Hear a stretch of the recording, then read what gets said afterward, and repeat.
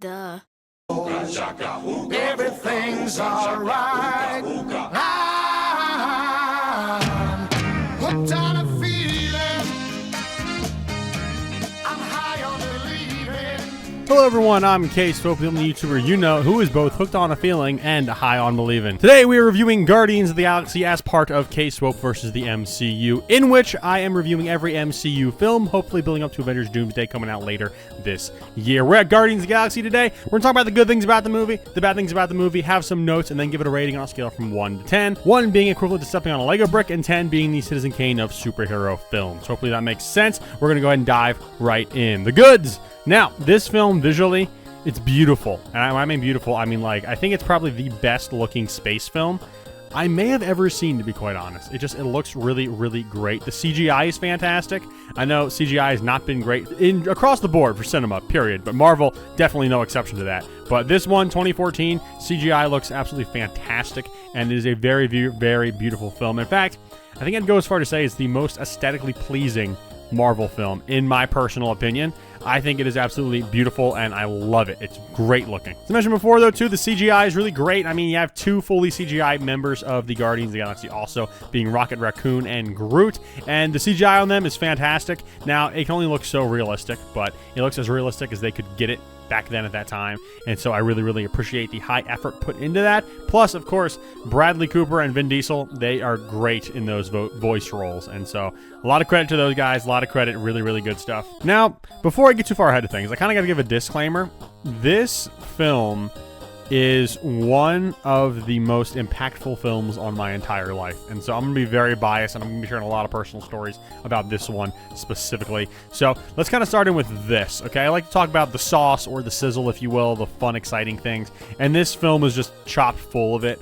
And, like, I don't know where to begin. This film, to me, feels less like a superhero Marvel movie and more of a new modern age type of Star Wars, if that makes sense, with, you know, the kind of themes and the kind of movie it is, going to different planets, doing certain things. And I think it's just really, really cool at that. And the characters also, I think they were made perfect for the age in which they were introduced in the 2010s, where, you know, they really encapsulate that kind of humor and that kind of team dynamic people really want to see in a film. And I think James Gunn is just really, really good at that across the board, generally. But we'll talk more about that in a little bit. In the meantime, though, I mean, the film is beautiful, and the vibes, the sci-fi-ness, it just feels like just a massive space epic. And for that, it is incredible. And this is such a great movie, too, I will say.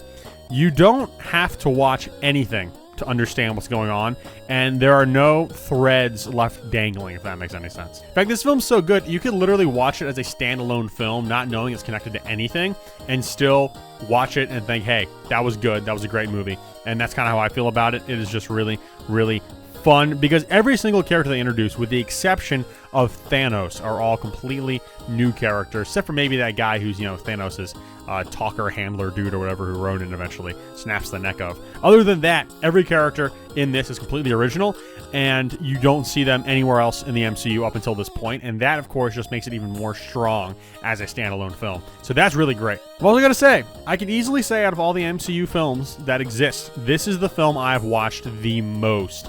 And the reason why is because, as I said before, I'm really nostalgic for this film. I really, really love it. And I'm trying to hold back a little bit, because, you know, we're going to keep going through some things as we go on. But one of those things I got to mention right now, the soundtrack, guys, ladies and gentlemen. The soundtrack for this film is so, so good. It's like 70s music with, I think, maybe like a splash. There might be a song from like 69, I think, in there, or one or two from 1969. And so, either way, really, really good stuff. And here's kind of why this soundtrack is really important to me specifically. So let's set the scene, right?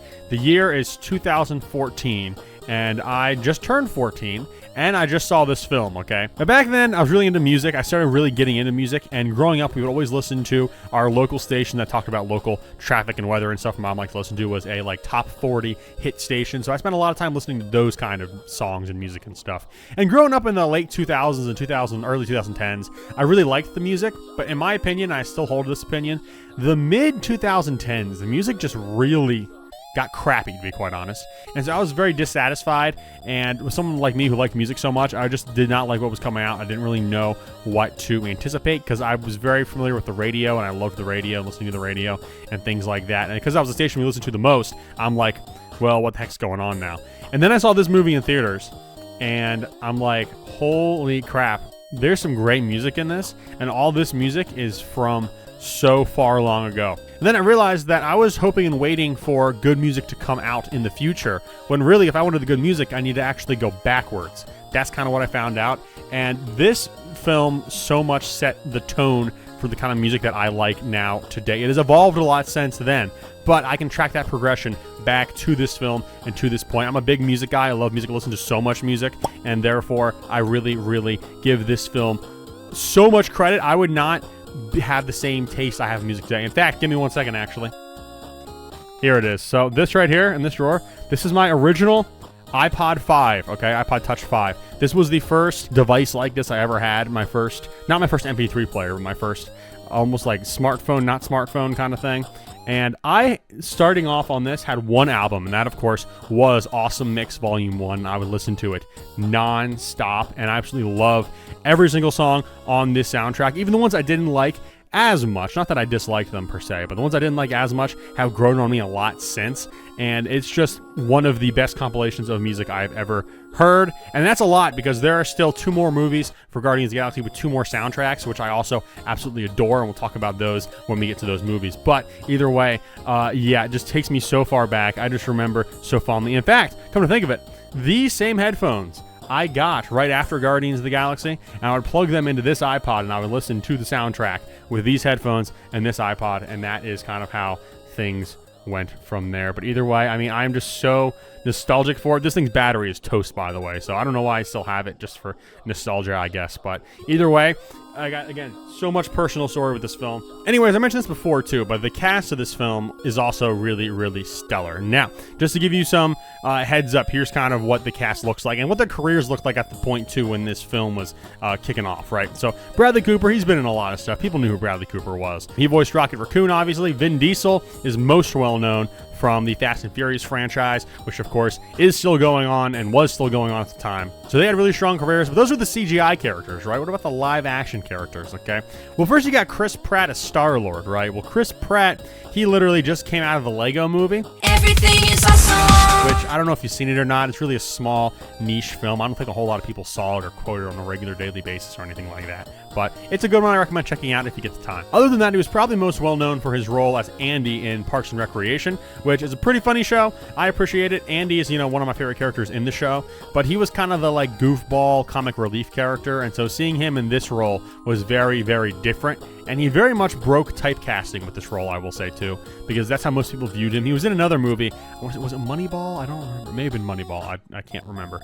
Which was when he decided to actually get in shape, and so he got in shape, and then he, shortly after, came on to do Guardians of the Galaxy, and from there, he used to be kind of, a plump, chunky guy, and since then, he's just kind of career's been taken off. He's been in a lot of stuff. He's Mario now, for Pete's sake, guys. He's literally Super Mario and Garfield, okay? So, yeah, Chris Pratt's got a lot going on for him right now. Then you got Dave Bautista, right? Dave Bautista, I did not hear about him at all until this film came out. I don't watch wrestling. I know he's a pro wrestler, so he was doing that for a good bit. He was yet another pro wrestler who moved into acting. He's done a lot since this film, though, to be quite honest. He was in the second Knives Out, and he's been in a few other notable movies, some horror movies from some very notable people. He was also in one of the James Bonds, I think it was Spectre, if I'm not mistaken, as one of the bad guy thugs, and so that was cool to see also. Zoe Saldana, on the other hand, she is no stranger to sci-fi or anything like that, not even big blockbuster films, because she, of course, her biggest role, I would say, would be Avatar, right? She's in that. She's still in that Avatar series as it's still going on,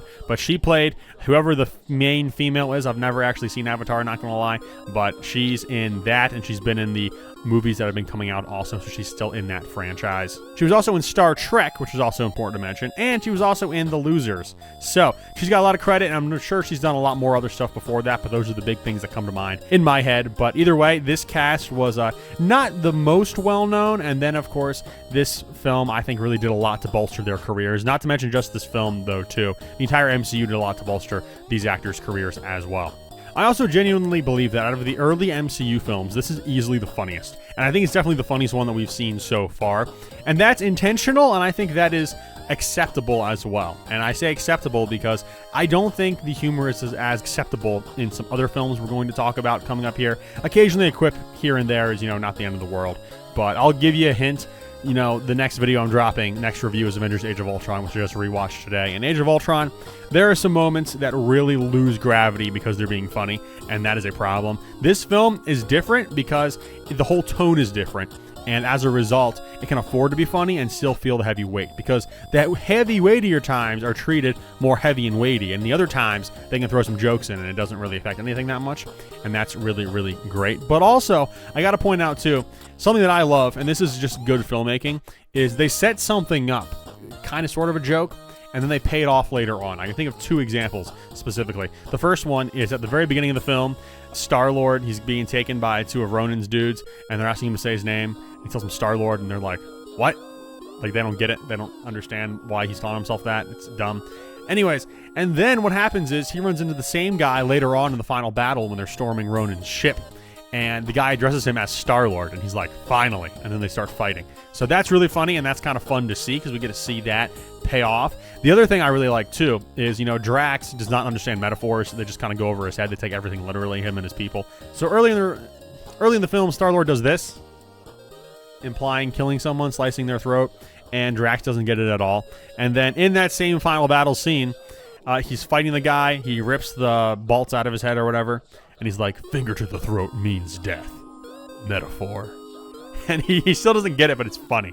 And so that's really fun to see, and I really, really like that. That is really the punchline. It's that he doesn't understand metaphors. He's trying, but he doesn't. And so that is a whole lot of fun. And speaking of fun, this film is just straight fun, okay? Like I said, the setting, the, you know, space opera, if you will, setting just creates some really, really fun atmospheres and some really, really fun action set pieces for us to have. Not to mention the characters, with the way that they are, they allow a lot of fun also. So basically what I'm trying to say is that you are never bored. There's always either something funny happening or something that is very attention-grabbing happening. And that I really, really like. This film also, by the way, marks Josh Brolin's first appearance as Thanos, because Thanos did appear in Avengers, except it was just a different guy, body double. He does not say anything. He just kind of turns and looks, and he's mostly CGI.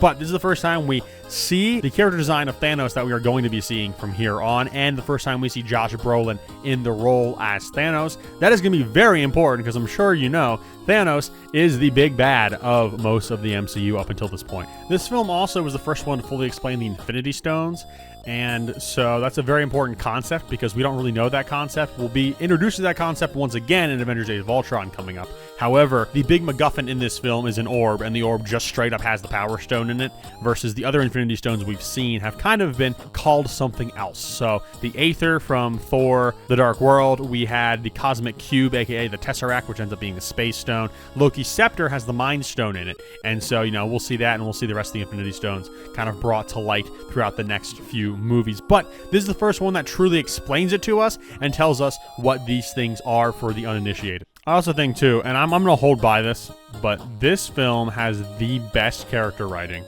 in the entire Marvel Cinematic Universe. For the Avengers, okay, being that was the last team-up movie, and they're already doing a new team-up movie already, but we were not introduced to any of the characters. They're able to do in one film what 5 films took for the Avengers setup to do in this one film is really, really good. And they make the characters all very, very interesting and very, very unique. They're not stereotypes. They're nothing like that, but they're all very complex characters. And the way that they work together and the chemistry that they have is just really super and very fantastic. And it's all due to the writing. The writing was just so solid on this film, I think.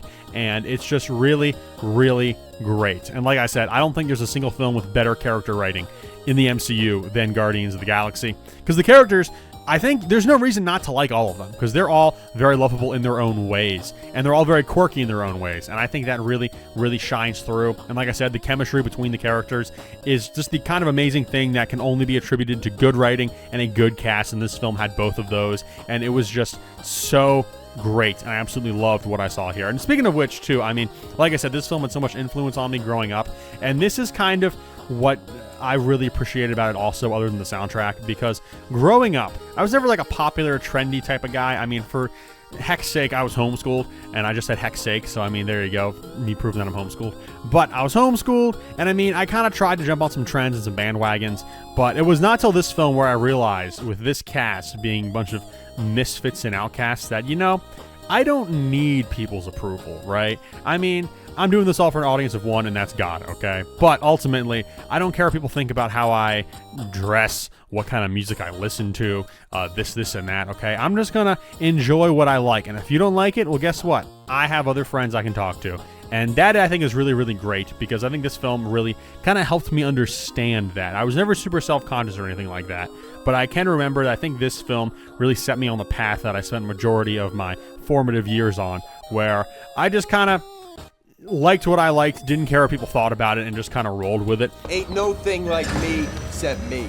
And I think that's kind of really what helped me make a lot of friends growing up, is having that mentality. And I can think that this film is something that really helped put that in me, that kind of idea. And so, again, I got to give so much thanks to James Gunn and everyone else for this film, for helping me with that. Again, this film just meant so much to me growing up. And just looking back on it during this review, I'm just like, oh, it's so good. It takes me back. I just, it's pure nostalgia, but it's also such a good film at the same time. It's just, I don't know how to describe it. I just love it so much. Anyways, I'm getting super off track now. But Groot makes a sacrifice in this film. He basically dies, and it's really sad. And again, that's just another testament to the character writing as well, because a character that literally only says 3 words in a different cadence the whole time, being "I am Groot," literally has a super heart-wrenching death scene in this film. And again, character writing is just so good. It makes you love this character so much that you just met. Now, of course, I'm sure as you know, they do, of course, regrow Baby Groot from one of the sticks of Groot, and we get to see him grow up over the course of the next few films. And so that's a whole lot of fun, and we really, really enjoy seeing that. But regardless, it's really interesting because this is the only time we see Groot in this form. And so, yeah, I mean, it's fun, it's interesting. I really don't know how else to describe it, but it's very emotional, and it's just like all around positive words. Just input more positive words there. That's just the best I'll say. All right, last good thing I promise. Yondu's arrow works as a Chekhov's gun, and that's really, really fun. In case you know what Chekhov's gun is, okay? Here's what it is. Some guy wrote this somewhere, I forget where, but the gist is this. In a book or a story, right? If you draw attention to your dad's gun on the wall in like the first half, in the second half, that gun has to go off. That's kind of how it is. And they do that very well with Yondu's arrow, because Yondu threatens multiple times, uses the arrow to, go hit people, do that kind of thing. And we never actually see him use it until the very end. His ship crashes down, he crawls out of the rubble, there are a bunch of bad guys everywhere, and he pulls up the arrow, just takes them all out. And it's really, really fun to see. So that's a very, very good use. We are going to see a lot more of Yondu's arrow in Guardians of the Galaxy Volume 2, but that's going to be a little ways down the road. Anyways, moving things into the bad section now. Something I noticed on my rewatch that I don't think I really noticed before is the editing feels a little choppy at some points. And I really feel like maybe there was a lot of improv going on during the filming of this that they ended up cutting out and leaving on the cutting room floor. I've not gone and watched the deleted scenes to kind of figure out what that stuff might be. However, there are just moments that just feel kind of clunky. Like, I don't know if you ever watch a whole lot of, like, comedy television, but if you watch a lot of comedy television, there's a lot of improving that's often done during that. And usually, you can tell when something was cut out, and it kind of feels the same way in this. And so it's kind of fast-paced, but the cutting almost makes it feel a little too fast-paced and a little choppy at some points. Not that it takes away from the story or makes anything unclear. It's just not the best looking, if that makes sense. And the flows of some scenes feel a little off because of it. So, again, no shade thrown at that per se. But regardless, it feels kind of off at some points in certain scenes. And that, guys, ends the bad section already, and I have no notes. So that being said, I've just spent the last 20 minutes saying how great Guardians of the Galaxy is. So it should be no surprise to you guys that I, of course, give this film a 9 out of 10, ladies and gentlemen. It is one of the most foreign. In fact, I'll put it like this. The 2 films that I think have impacted me the most, just as a person, my entire life, is this film and Batman, which I also did a review on. You can check that one out as well. But these 2 films hold such a special place in my heart, and this is one of the films was looking forward to talking about the most, diving into K-Swope versus the MCU, and so I'm so glad to be here. It's kind of all downhill from here, not gonna lie, just kidding. But either way, I'm so glad to be able to talk about this movie and share it with you guys how much I love it and why I love it so much and what an impact it left on me growing up. It's been 12 years, I think, since this movie's come out, and that is just kind of crazy to think about. But either way, thank you everybody who was involved making this film. I want to thank you guys so much because, like I said, such an impactful film on me. And so I don't know if any of the cast and crew or whatever would stumble across this video or not. But just know, if you did, this film meant a lot to this guy right here, and I'm super duper grateful for it. So thank you guys so much. But it's going to wrap things up for me today. I, of course, am K-Swope. Don't forget that Jesus loves you, and I will see you in the next one.